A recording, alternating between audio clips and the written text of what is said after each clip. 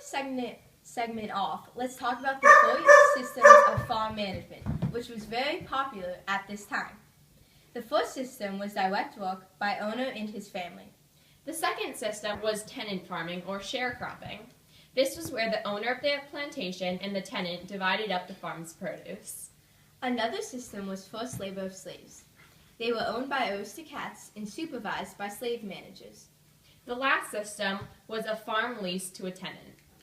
Indirect access reporter Olivia Nye has joined us live in Rome, Italy, where archaeologist Carla Rines. And thank you, Skylar. I'm here with Carla Reyes, an archaeologist from UCL, the University of London.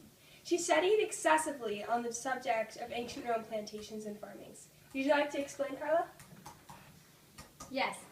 We have seen so much evidence of Rome plantations, like samples of seeds and stalks we have been able to recover because of the wet and arid conditions we have here.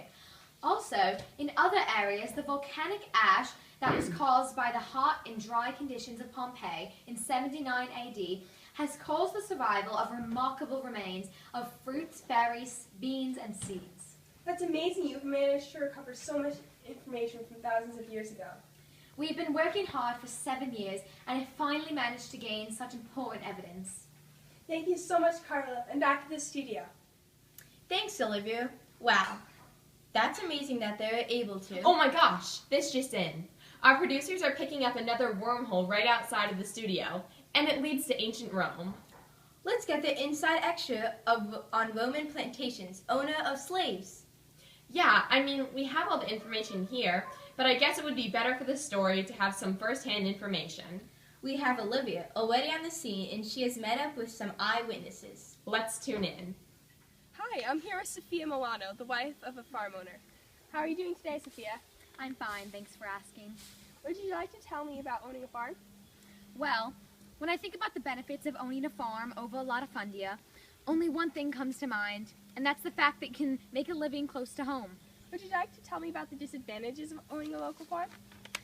Well, there are huge problems with it. For starts, we cannot produce the grain as cheaply as they can in latifundia because we don't have any slave labor. Also, they are able to produce the crops more efficiently than we can, so they make more of it, which drives down the price of the crops, putting us into debt. That sounds terrible. Oh, it is. Well, thank you for joining us today, Sophie. And back to the studio. Seems like the local farm owners are in for some trouble up against these latifundia. I agree. It looks like the latifundias are taking over and leaving the local farmers in the dust. Why don't we explain more about the latifundia in order to pave the way for our next interview? Alright, well, latifundias were huge farming estates or plantations that grew most of the food in Rome at the time. Latifundias meant the running of Rome, and most of the workers on these plantations were done by slaves. Well, it seems like Olivia has met up with an owner of the latifundia who can explain the rest. Hi, I'm here with Bella Gallo, the wife of the plantation owner. Hello, Bella. Ciao. So, Bella, can you tell us on your background on slavery? Well, some of them are Romans whose parents had to take them to pay off debt, sell them actually. But most of them were brought here when Roman took over the Mediterranean. Oh, and some of them were prisoners who were captured during the war. Can you tell me how someone can become a slave? Oh yes, my husband and I are always in the market for slaves since there's always room for more work. The 3 ways that people can acquire a slave could be through the most common way, a slave auction, where you buy a slave, through a conquest of warfare, when someone on the opposing side is captured and taken prisoner, or through birth, when one of your slaves has a child. You said you're always on the market for slaves. How much do slaves cost? Well, when you're rich like me, the average slave is not as expensive at all. But if you're looking for someone who has a special talent, skill, or beauty, then they are more expensive. For example, a couple of weeks ago, one of my close friends was looking for a slave who was trained in medicine, and it ended up costing her 50 times the amount that it would have paid for an agricultural slave. And finally, could you tell me some of the downsides of being on a latifundia, opposed to a small local farm?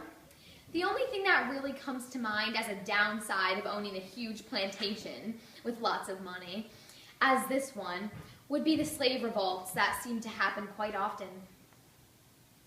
Thank you. you, Bella, for giving us the scoop on the views of a latifundio owner. No problem. Thank you for asking me. I think there's more people you should ask about my views on things. All right, well, thank you. From ancient Rome, back to the studio. For such an interesting interview. Yes, interesting is definitely one way to describe it. While Olivia is looking for another witness, why don't we give everyone some more information on slave rights? Okay, then. Well, to start off, slaves had no rights and were considered property. Yes, and because they were property, they were subject to their owner's impulse. So if a master were to kill one of the slaves for no reason whatsoever, there would be no punishment.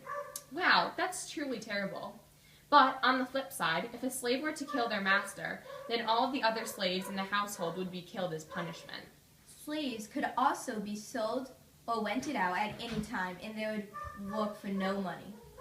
There is one thing that they were allowed to do, though, which was stand as a witness in a courtroom. Speaking of slaves' rights, Olivia has the inside scoop, and she is live in ancient Rome right now, speaking with a slave. 2 slaves from the plantation. Good afternoon. How are you guys doing? Good afternoon. To you too. Anita, how are you doing? Not good. I'm sorry to hear that. It must be terrible the way they treat you on the plantations. It is. They whip us daily.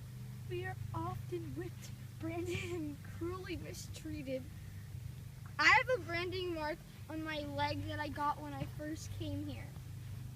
I'm sorry, that's so awful.